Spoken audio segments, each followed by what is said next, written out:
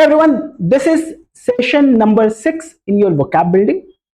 पिछले 5 सेशन आपने देखे होंगे। हर एक सेशन में कम से कम 10 ऐसे वर्ड्स हैं जो आपके एग्जाम के लिए बहुत ही ज्यादा इंपॉर्टेंट हैं। सो इन वर्ड्स को आपको अपने नोट्स में रखना है, लिखना है। The very first word that I am taking here is aberration. Aberration, aberration का क्या मतलब होता है कि जो सामान्य नहीं है, असामान्य है, जो हमेशा नहीं होता, कभी कभार ऐसा हो गया, राइट? अब इसको याद करने का तरीका क्या हो सकता है? इट इज ए बी, एब प्लस और का मतलब होता है गलती, राइट? ए बी का मतलब अवे, एक ऐसी गलती जो हमेशा सिचुएशन से अलग है, ये क्या है? एबरेशन है। जैसे आप क्लास करते हैं, आप रोज क्लास में आते हैं, हर दिन आप प्रेजेंट होते हैं क्लास में। अब 5 से 6 महीने बाद एक दिन ऐसा हुआ कि आप क्लास में आए ही नहीं। तो जो मैंने नाम देखे स्टूडेंट्स को, तो मेरे को लगा ये स्टूडेंट कहाँ गया? It is an aberration that he is absent और she is absent in the classroom. Are we understanding the meaning of aberration? जो a departure from what is normal और व्हाट इज एक्सपेक्टेड। क्या synonym हो सकते हैं इसके? Anomaly, deviation, irregularity, abnormality. Antonyms इसके हैं। अगर एबरेशन नहीं है, अगर सब कुछ सामान्य है, तो उसके लिए normality, regularity, standard, conformity. The sudden drop in sales was considered as an aberration. That India has been a growing economy, right? We grow by 6.5 to 7.5%। हमारी जीडीपी इतने से ग्रो करती है ना भाई? और अगर कभी आपको ये पता चल जाए कि इंडिया की जो इकोनॉमी है वो सिर्फ 1% से ग्रो करी है, तो आपको क्या लगेगा कि भाई this is an aberration, it is not the norm. जो नॉर्म नहीं है वो एबरेशन है। याद करने का सबसे सिंपल तरीका क्या है? अर का मतलब गलती। Now see this apathy, that is how we pronounce this, apathy. Apathy का मतलब उदासीनता, किसी चीज में रुचि ना लेने वाला। अब इसको याद करने का तरीका क्या हो सकता है? अ प्लस पैथोस। पैथोस एक्चुअली होता है फीलिंग। A means not. जब फीलिंग है नहीं तो फिर क्या हुआ? इंटरेस्ट नहीं है, उदासीनता है, आप ऐसा लगेगा कि भाई इस आदमी को यहाँ पे क्यों ही बिठाया गया है। जैसे कई बार ऐसा होता है कि पेरेंट्स ना जबरदस्ती अपने बच्चों को बोलते हैं कि आप इस एग्जाम की तैयारी करो। बच्चा बेचारा क्लास में आके बैठ गया, राइट? बट वो बच्चा एपैथेटिक होता है क्योंकि उसका खुद का इंटरेस्ट तो है नहीं। जब इंटरेस्ट ही नहीं है तो एपैथेटिक होगा, वो एपैथी दिखाएगा, वो इंटरेस्ट नहीं दिखाएगा, वो क्वेश्चन नहीं पूछेगा, वो अपने नोट्स नहीं बनाएगा। तो मेरे को अच्छा नहीं लगता। मेरे को लगता है इतना एफर्ट हम कर रहे हैं, बच्चा बेचारा ऐसा, अगर उसको सही उसके इंटरेस्ट की जगह डाला होता तो एपैथी नहीं शो करता।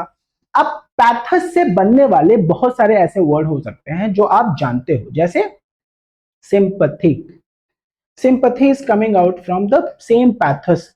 पैथस का मतलब feeling, like this one, pathology. Pathology जब यूरिन टेस्ट करना होता है, ब्लड टेस्ट करना होता है, कोई सैंपल टेस्ट करना होता है, वो कहाँ जाता है? पैथोलॉजी में जाता है। तो actually this is pathos plus logos. Logos का मतलब स्टडी, पैथस का मतलब फीलिंग्स। आपकी फीलिंग्स की स्टडी। आपको लगता है डॉक्टर साहब मेरी तबीयत खराब है, तो डॉक्टर क्या करते हैं? आपका जो भी आपको अपने बारे में लग रहा है उसकी टेस्ट करवाते हैं। That is how we have got word apathy, sorry, pathology. Then there is a word which is antipathy. Anti मतलब अगेंस्ट, कि अब ये एपैथी से भी ज्यादा स्ट्रॉन्ग वर्ड हो गया। एपैथी में तो कोई रुचि नहीं है, एंटीपैथी मतलब कि अब अगेंस्ट वाली फीलिंग है। कोई बच्चा जिसके पेरेंट्स ने जबरदस्ती उसको क्लास में बिठा के रखा हुआ है, राइट? अब वो आ रहा है। एक दिन उसने मेरे को गुस्से में बोला, मेरे को दिमाग नहीं खराब करना, मैं बस आ रहा हूं, मेरे को कुछ नहीं बोलना यहाँ पे, मैं आऊंगा, मैं जाऊंगा। Antipathy, do you understand this? अगर वो अगेंस्ट चले गए इमोशंस एंड फीलिंग्स तो एंटीपैथी हो गई। एक वर्ड आपके पास में यहाँ पे इससे बनता जुलता और आता है, empathy. So I hope you understand the difference between empathy and sympathy. Sympathy मतलब सिम, आपको एक दूसरे के जो साथ जो कुछ गलत हो रहा है आप उसको रजिस्टर कर पा रहे हो। आपको लगता है कि भाई उसके साथ ऐसा नहीं होना चाहिए था, आपको अच्छा नहीं लगता, फीलिंग्स अच्छी नहीं आती। एम्पैथी मतलब एज इफ वो जिसके साथ हुआ है उसके साथ में मेरे साथ भी ऐसे ही हो रहा है। That is called empathy. बहुत ही गंदा एग्जांपल मैं ले रहा हूं, नहीं लेना चाहिए। मान लीजिए हमारे किसी मित्र की माताजी मर गई, राइट? अब मित्र की माताजी मर गई, हम भी काफी दुखी हो गए, हम एम्पैथेटिक हो गए, और सिंपथी मतलब बगल में पड़ोस में कहीं किसी पे किसी की मृत्यु हुई, हमने सुना, हमें अच्छा नहीं लगा, हम सिंपथेटिक हो गए। तो जहां पे हम इमोशनली मूव हो जाते हैं वो होता है एम्पथी। जहां पे हम इमोशनली मूव नहीं होते बट स्टिल हम दुखी होते हैं, सुन के अच्छा नहीं लगता, that is sympathy. So there are many words that you are getting from apathy and pathology, sympathy, empathy, antipathy. Other synonyms that you can take, क्या आ गया? इंडिफरेंस, अनकंसर्न, कंसर्न नहीं है, अनकंसर्न, डिटैचमेंट, पैसिविटी। और अगर ऐसा नहीं है तो इसका मतलब एपैथी नहीं है तो इंटरेस्ट है, कंसर्न है, एंथुसियाज्म है, पैशन है। तो I hope you are getting lot many word. The root word here is, क्या हुआ ये? पैथस। पैथस मतलब feelings and emotion. Audacious, audacious, और ये एडजेक्टिव है, इसका जो नाउन होता है वो होता है ऑडेसिटी। ऑडेसिटी का मतलब होता है दुस्साहस, कुछ ज्यादा ही साहस, कुछ ज्यादा ही साहस। अगर कोई बोले कि मैं तो दिल्ली से मुंबई बाइक पे निकल जाऊंगा, आई विल से ऑडेसिटी है, इजंट इट? कोई बोले मेरे को दिल्ली से मथुरा जाना है, ठीक है जी, 100 किलोमीटर है, 150 किलोमीटर है, बाइक पे पॉसिबल है। दिल्ली से लेके आप अगर मुंबई जाएंगे 1500 kilometre, that is an audacious goal. क्या बोलेंगे हम यहाँ पे? Showing a willingness to take bold risk, bold, daring, fearless, courageous. और अगर ऐसा नहीं है तो इसका जो एंटोनिम बनेगा वो टिमिड। टिमिड का मतलब कायर, cowardly, hesitant, fearful. The entrepreneur made an audacious investment decision. भाई अगर लाइफ में कुछ पाना है ना तो बहुत सारे रिस्क लेने पड़ते हैं, बट वो रिस्क हमेशा ही कैलकुलेटेड रिस्क होने चाहिए। ऐसा नहीं कि हमें कुछ लगा और हमने कर दिया, रिस्क ले लिया, ऐसा रिस्क नहीं होना चाहिए। रिस्क को हमेशा हमारे को, एक वर्ड आपने सीखा था पिछले सेशन में, मिटिगेट। मिटिगेट का मतलब कम करना। रिस्क मिटिगेशन भी जरूरी है लेकिन रिस्क लेना भी जरूरी है। जो रिस्क लेता है, कुछ ज्यादा ही रिस्क लेता है, वो क्या हो गया? ऑडेशियस हो गया। Entrepreneurs mostly are audacious, right? Next word जो हमारे पास है वो है बेलिजरेंट। बेलिजरेंट का मतलब होता है एक्सट्रीम हॉस्टाइल, बहुत झगड़ालू, बहुत आक्रामक, बिल्कुल मार करने के लिए तैयार होता है। जैसे ये वाले भाई साहब बिल्कुल मार करने के लिए तैयार हैं, वो वाली सिचुएशन होती है। अब ये वर्ड आया कहां से है? ये वर्ड आया है बेलम से। बेलम को आप याद करो बालम से, right? But then Belum, Belum का मतलब होता है वॉर, लड़ाई। अब इससे जुड़ते बहुत सारे वर्ड बन सकते हैं। एक एक वर्ड है बेलिकॉज। बेलिकॉज भी बेलिजरेंट के जैसा होता है, बहुत झगड़ालू। बेलम जहां पे वॉर आ गया। एक आपने वर्ड आपको पता होना चाहिए, एंटीबेलम, पोस्ट बेलम, वॉर के पहले, वॉर के बाद में। तो एंटीबेलम एंड पोस्ट बेलम। एक वर्ड जिसको सबको पता है, रिबेलियस, रिबेलियन। रिबेलियस कहां से आया है? बेलम से आया है। बेलम मतलब वॉर। तो रिबेलियस, एंटीबेलम, बेलिकॉज, बेलिजरेंट, इन सब का मतलब होता है बहुत ही अग्रेसिव, बहुत ही हॉस्टाइल। हम सबको नहीं होना चाहिए, बट कुछ लोग हमारे बीच में ऐसे होते हैं जो बगैर किसी बात के ही बहुत छोटी छोटी बातों को बहुत बड़ा बना लेते हैं। अभी आपने मुंबई में एक केस सुना होगा जहां पे एक व्यक्ति को किसी दूसरे पैसेंजर ने चाकू मार दिया, सिर्फ इसलिए कि दरवाजा बंद करना था। छोटी छोटी बातों पे जान ली जाती है। ये जो एटीट्यूड है, बेलिकॉज का ही एक एटीट्यूड है जो नहीं होना चाहिए। Extreme aggressive, hostile, combative and confrontational. His belligerent attitude created tension in the meeting. हमेशा लड़ने को तैयार है। और अगर ऐसा नहीं है तो शांत है, तो पीसफुल है, फ्रेंडली है, कोऑपरेटिव है, और क्या है? जेंटल है। So I hope you are getting the word belligerent. कहां से आया है? बेलम से। बेलिकॉज, एंटीबेलम, पोस्ट बेलम, रिबेलियन, ये सारे वर्ड्स का मतलब होता है वॉर, लड़ाई झगड़े से related, right? Candidacy, how do you read this? Candidacy. Candidacy is noun. अगर ये समझ में नहीं आ रहा तो ये वाला वर्ड देख लीजिए आप, कैंडिडेट। कैंडिडेट तो आपको पता है ना, candidacy. She announced her candidacy for the post of president. Nomination, contest, application, eligibility. बहुत बार लोगों को कैंडिडेट पता होता है, बट कैंडिडेसी जैसे आ गया उनको लगता है ये तो कोई नया वर्ड आ गया। कोई नया वर्ड ये नहीं है। क्या है ये? कैंडिडेट का ही एक फॉर्म है। How about this one, have you heard of this? Conundrum. Conundrum का मतलब होता है कंफ्यूजिंग एंड डिफिकल्ट प्रॉब्लम।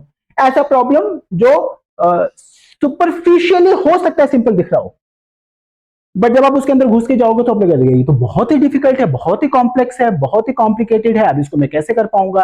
आप अपना दिमाग लगाए पड़े हो। पजल्स ऐसे ही होते हैं। तो एक कठिन समस्या पहले, इसको याद कैसे कर सकते हो? Drum, cannon. जब जब ड्रम बजता है ना, हर जगह पे इतना इतना शोरगुल हो जाता है, इतना क्योस हो जाता है कि सिंपल चीजें भी समझ में आनी बंद हो जाती हैं।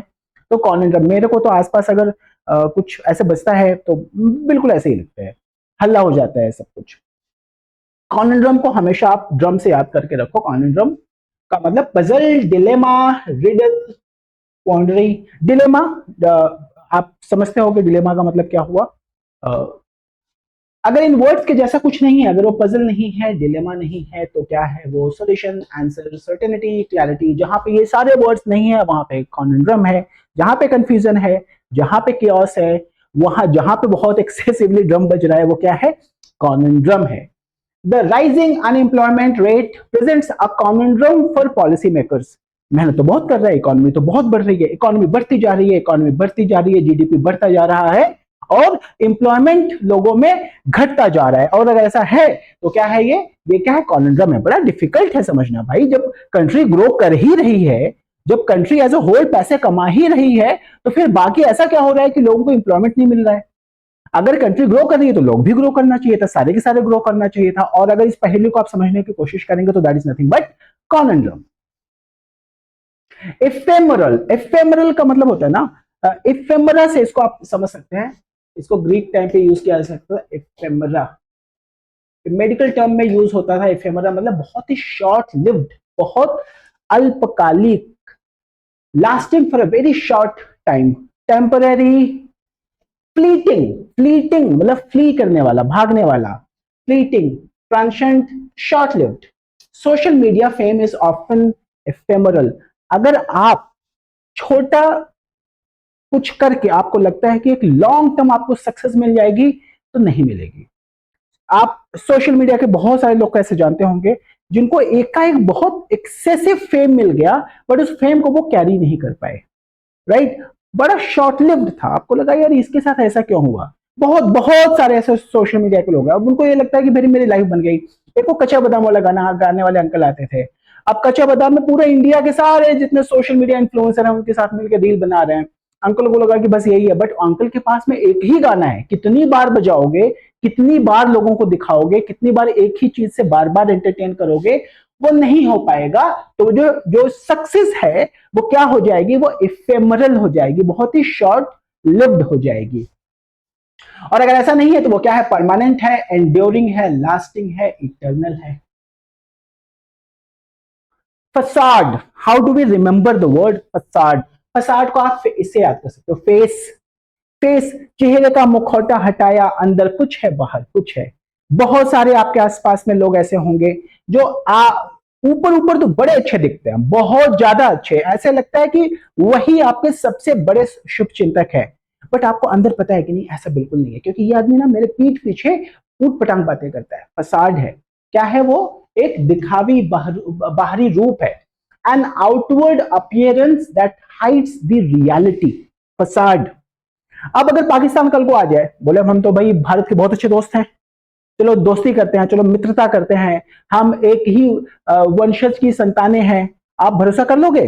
और हो सकता है वो हर जगह घूम घूम के मित्रता की बातें करते रहें, राइट? बट वो एक गुडी गुडी जो कैरेक्टर है, उसके पीछे की जो रियलिटी है, उसके पीछे की जो सच्चाई है, शायद उसको समझना मुश्किल हो जाएगा नॉर्मल लोगों के लिए, बट जो ट्रेंड है उनको समझ में आएगा। ये तो फसाड है, ये बाहरी आडंबर है, बाहरी दिखावा है, इसके अंदर की चीज बताओ ऐसा क्या है? So it is front appearance, veneer, mask. Behind his confident facade, he was deeply worried. Deeply worried. क्या?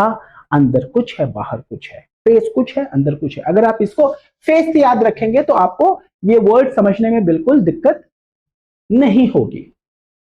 Now let us do this one. Meticulous. Meticulous आप देखिए ना, showing great attention to detail. अगर आप एक ऐसे इंसान हैं जो हर एक चीज में बहुत ही बारीकी से चीजों को देखता है, अगर आप बारीकी से, आप बहुत सिंपल सी चीजें मैं आपको बताता हूं कि आप मेटिकुलस कब हो सकते हैं। आप स्टूडेंट हैं, आपके नोट्स बिल्कुल अच्छे से रेडी हैं, आपको पता है कि कौन से नोट्स आपने कहां पे रखे हुए हैं, आपका जो अलमीरा है वो बहुत ही हाईली ऑर्गेनाइज्ड है, आपको पता है आपकी छोटी सी छोटी चीज कहां पे रखी हुई है, आपका जो जहां पे स्टडी टेबल है वो बहुत ही हाईली ऑर्गेनाइज्ड है, आपका ड्रॉअर है उसके अंदर आपने चीजें बहुत अच्छे से ऑर्गेनाइज करके रखी है, आपका pen pencil sharpener eraser everything is highly organised. एक ऐसे इंसान के साथ में ना कभी भी कुछ भी ऐसा नहीं हो सकता है कि लास्ट मोमेंट पे कुछ आ गया और हमें नहीं पता है। कई बार मैंने देखा है कि लोग जीमैट का एग्जामिनेशन देने जाते हैं और उनको यही नहीं पता है कि साथ में पासपोर्ट कैरी करना होता है। वो एक एग्जाम्पल ऐसा मेरे साथ हुआ, वो बोला कि अरे कैरी थोड़ी करना था, वो तो होना चाहिए पासपोर्ट, मेरे पास तो है लेकिन वो घर पे है। अब वो अंदर क्या बोलता है, भाई साहब आपको तो पासपोर्ट कैरी करना था, अगर आप पासपोर्ट ही लेके नहीं आए हो मैं तो आपको एग्जामिनेशन नहीं देने दूंगा। मेटिकुलस नहीं है, छोटी से छोटी चीजों के बारे में पता नहीं है। अगर आप एग्जामिनेशन देने जा रहे हैं, आपका एडमिट कार्ड है, आप एडमिट कार्ड बैठ के पढ़ते हो, एक एक छोटी छोटी चीजें पढ़ते हो, एग्जाम का नोटिफिकेशन आ गया आप उसको बैठ के एक एक पॉइंट पढ़ रहे हो, तो इसका मतलब आप मेटिकुलस हो, आप बहुत ही ऑर्गेनाइज्ड हो, आप ही बहुत ही वेल प्लान्ड हो, आप केयरफुल हो, प्रिसाइज हो, थॉरो हो। The auditor was meticulous in the in examining the records. जो सीए होते हैं, जो ऑडिटर्स होते हैं, वो मोस्टली क्या होने चाहिए, मेटिकुलस होने चाहिए, छोटी छोटी चीजों का भी उनको ध्यान होना चाहिए, और अगर नहीं है तो क्या है, वो केयरलेस है, नेग्लिजेंट है, स्लॉपी है और रेकलेस है। Let us see the next word, ostensible. Ostensible, अगर आप इसको देखें ना, इस इमेज को, ऊपर ऊपर तो कुछ दिख रहा है, अंदर से ये कुछ और है। तो क्या है, appearing to be true but not necessarily true. आडंबर एक वर्ड मैं यूज करता हूं हमेशा इसके लिए, ऑस्टेंसिबल, जो दिखे बट अंदर ही अंदर वो वैसा ना हो। एक फसाड से जैसा समझते हो, फसाड मतलब जो ऊपर का चेहरा है बट अंदर का इंटेंशन वैसा नहीं है। ऑस्टेंसिबल मोस्टली हम चीजों के लिए यूज करते हैं कि भाई जो जैसे दिख रही है सिचुएशंस, चीजें जैसे दिख रही है वैसी वो है नहीं है, उसके अंदर कुछ और भी हो सकता है। apparent, seeming, supposed, alleged, ये सारे वर्ड क्या है इसके, ऑस्टेंसिबल के। आपके जैसे मैं बोलूं ना, सेंसिबल लगे, अगर आपको कभी कंफ्यूज हो जाओ इसको याद कैसे करना है, सेंसिबल लगे बट सेंसिबल है नहीं है, ऑस्टेंसिबल है वो। The ostensible reason for the visit was business but he had other motives. बोल तो रहा है कुछ और कि यहाँ कुछ ये बिजनेस के पर्पज से आया हूं, बट आया किसी और पर्पज से है। कभी कभी हमारे को भी ऐसा होता है, मैं एग्जांपल यहाँ पे लेना नहीं चाहिए, बट देन कभी कभी कॉम्पिटिटर्स जो होते हैं एज अ क्वेरी आते हैं, वो आपके बारे में सब कुछ जानना चाहेगा, आपका फीस स्ट्रक्चर क्या है, आप कैसे पढ़ाते हैं, आपके साथ कौन सी फैकल्टी हैं, आपका कंटेंट कैसा है, आपकी वेबसाइट में एलएमएस कैसा है, सब कुछ पूछेगा, सब कुछ पूछेगा। बट कभी ना कभी आपको वो क्या है, वो कॉम्पिटिटर है जो आपका सारी इंफॉर्मेशन निकालना चाहता है।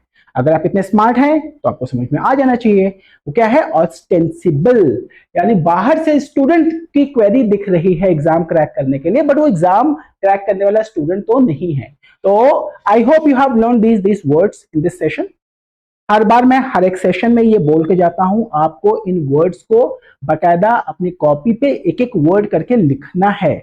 आप मेरे भरोसे प्लीज मत बैठिए, राइट। इन सारे वर्ड्स के लिस्ट बनाइए, इनके सिनोनिम की लिस्ट बनाइए, इनके एंटोनिम की लिस्ट बनाइए, और हो सके तो इनको एक सेंटेंस में यूज करिए, तभी ये सारे वर्ड्स धीरे धीरे धीरे आपको समझ में आने शुरू होंगे और आपका एग्जाम जो है वो बड़ी आसानी से क्लियर हो जाएगा। ठीक है जी, तो I will see you in the next session. Till then bye bye.